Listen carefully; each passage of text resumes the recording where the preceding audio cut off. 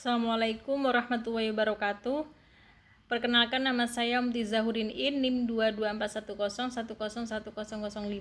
Nah, langsung saja di sini saya akan menerangkan atau meringkas sedikit tentang topik teknik pengembangan kurikulum. Nah, teknik pengembangan kurikulum itu adalah sebuah metode atau pendekatan untuk merancang, mengimplementasikan, dan mengevaluasi dalam kurikulum sebuah institusi pendidikan. Nah, teknik pengembangan kurikulum ini bertujuan agar kurikulum yang dihasilkan itu sesuai dengan kebutuhan peserta didik.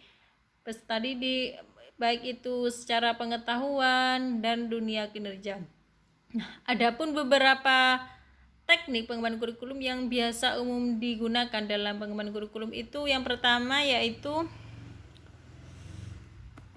analisis kebutuhan. Nah, langkah awal dalam pengembangan kurikulum itu adalah mengidentifikasi kebutuhan peserta didik, masyarakat, dan dunia kinerja. Nah, analisis ini membantu menentukan kompetensi, pengetahuan, keterampilan, dan sikap yang harus dimiliki oleh peserta didik.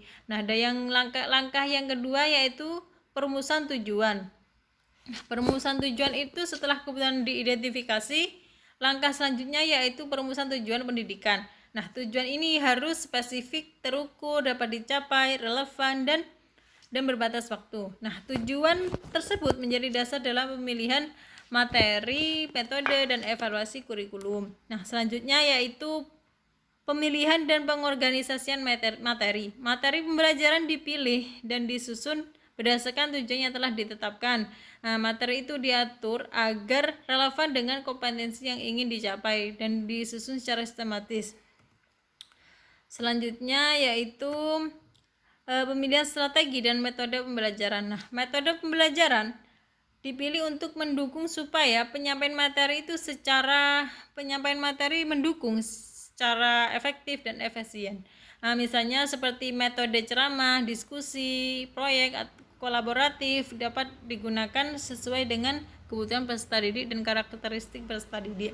Selanjutnya yaitu pengembangan sumber daya dan bahan ajar. Nah, bahan ajar dan sumber daya misalnya seperti buku, modul, dan digital.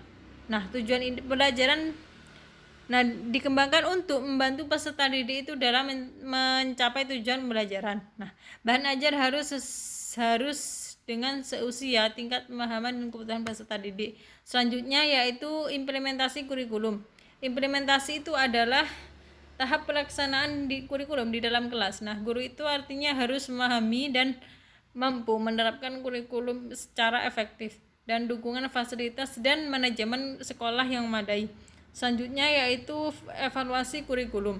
Evaluasi kurikulum dilakukan untuk menilai efektivitas dalam pembelajaran dalam mencapai tujuan yang telah ditetapkan. Evaluasi ini mencakup seperti penilaian hasil belajar siswa, proses pembelajaran, serta kesesuaian materi dan metode dan kebutuhan peserta didik.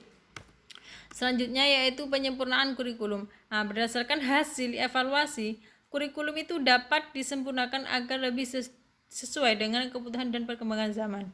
Nah, penyempurnaan ini mencakup revisi tujuan, materi, metode, dan maupun sumber belajar. Selanjutnya yaitu